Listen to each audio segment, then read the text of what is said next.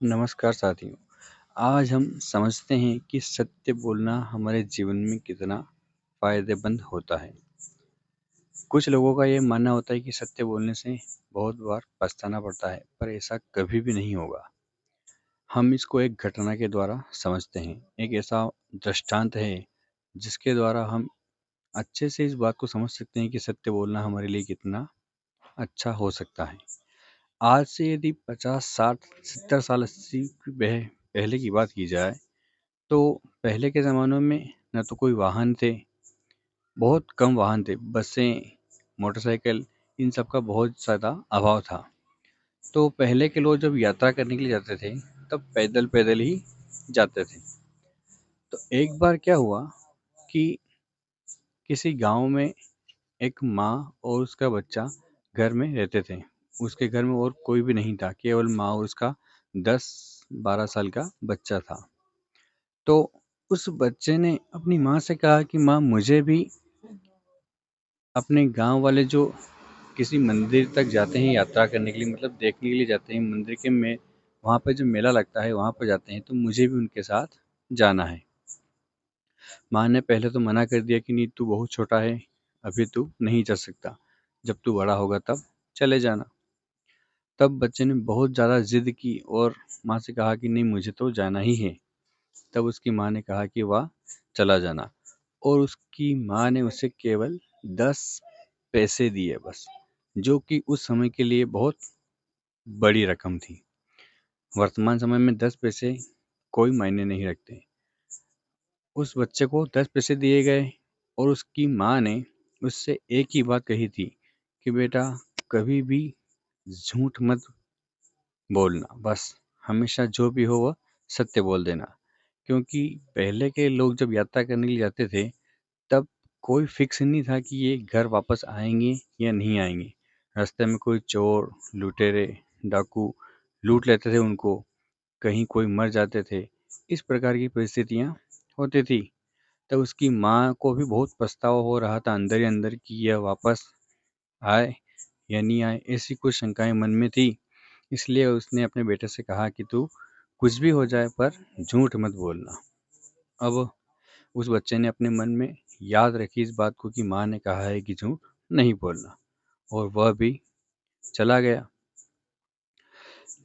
तब उन गांव वालों के साथ जब गया, तब हुआ क्या कि रास्ते में उन सभी की जो टोली थी उसको डाकुओं ने घेर लिया और सभी से के पास जितने भी पैसे थे, जो भी वस्तुएं थी, वह सब चुरा ली।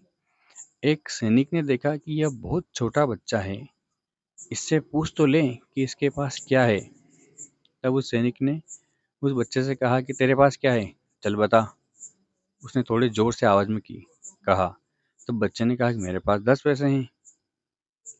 उस सैनिक को विश्वास नहीं हुआ कि इसके पास 10 पैसे हो ही नहीं सकते, क्योंकि इन बड़ों बड़ों के पास भी इतने पैसे नहीं, इसके पास कहाँ से आ गए। उसने फिर जोर से कहा, बता तेरे पास कितने पैसे हैं। बच्चे ने फिर वही आंसर दिया, मेरे पास 10 पैसे हैं। उस सैनिक को लगा कि यह बच्चा मुझसे झूठ बोल रहा है। उसने किसी दूसरे से कहा, सैनिक से, कि तू अपने हिसाब से पूछ, थोड़ा डरा के। तो उस अगले वाले सैनिक ने फिर उससे जोर से कड़क आवाज में कहा, बता तेरे पास कितने पैसे, नहीं तो बंदूक से गोली मार देंगे। तब उस बच्चे ने फिर अपनी उसी वाणी में कहा कि मेरे पास 10 पैसे हैं, मैंने पहले बता तो दिया इन सैनिक को। अब उन दोनों को आश्चर्य हुआ कि यह हमसे झूठ बोल रहा है। वो दोनों उस बच्चे को पकड़कर अपने सरदार के पास ले गए और सरदार से कहा कि सरदार, यह बच्चा हमसे यह कह रहा है कि हमारे पास 10 पैसे हैं। सरदार को भी आश्चर्य हुआ कि इस बच्चे के पास 10 पैसे।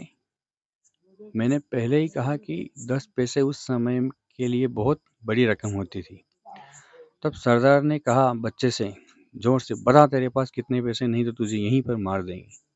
बच्चे ने कहा कि मैंने आपके इन दो मूर्खों को 3 से 4 बार बता दिया है कि मेरे पास 10 पैसे हैं, 10 पैसे हैं, 10 पैसे हैं। ये मानते ही नहीं है।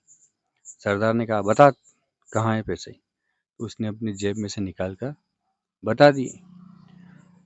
तो उस सरदार को इतना आश्चर्य हुआ कि जब यह इतना सा बड़ा बच्चा अपने पैसे के बारे में नहीं छुपा रहा, मतलब उसने 1% भी झूठ बोलने की इच्छा नहीं रखी। अगर वो चाहता तो झूठ बोलकर अपने पैसे बचा सकता था, पर सरदार को इतना आश्चर्य हुआ कि मैंने अपना जीवन इतना निकाल लिया कि मेरे सामने आज तक ऐसा कोई नहीं आया जिसने जो कहा उसके सामने उसके पास निकला। तो उसने उस बच्चे से कहा कि तू सच क्यों बोला? तो उसने कहा कि मेरी माँ ने मुझे यह कहकर बतलाया था घर से कि बेटा कुछ भी हो जाए पर झूठ मत बोलना। तो मैं झूठ नहीं बोला। तो उस सरदार को उस पर इतना विश्वास हुआ कि हमारा जीवन तो केवल व्यर्थ ही चोरी चकारी में लूटपाट में बीत गया, पर इस बच्चे में बहुत सारी संभावनाएं हैं। भविष्य में यह बहुत कुछ कर सकता है। वह चोर वापस उसे अपने घर पर छोड़ के आ गए। इस घटना से यह शिक्षा मिलती है कि यदि हम झूठ नहीं बोलेंगे तो हम बहुत सारी जगह बच जाएंगे, और यदि झूठ बोला तो उसको छुपाने के लिए 100 और झूठ बोलना पड़ेंगे, और 100 झूठ बोले तो उनको छिपाने के लिए 1000 झूठ बोलना पड़ेंगे। इससे अच्छा तो है कि हम एक ही बार में सत्य बोलकर वहाँ से निकल जाएं। इस प्रकार से यदि बच्चों को ऐसी कहानियाँ सुनाई जाए तो भविष्य में वह बहुत ही कम से कम झूठ बोलेंगे और अपना जीवन सही तरीके से निकाल पाएंगे। धन्यवाद।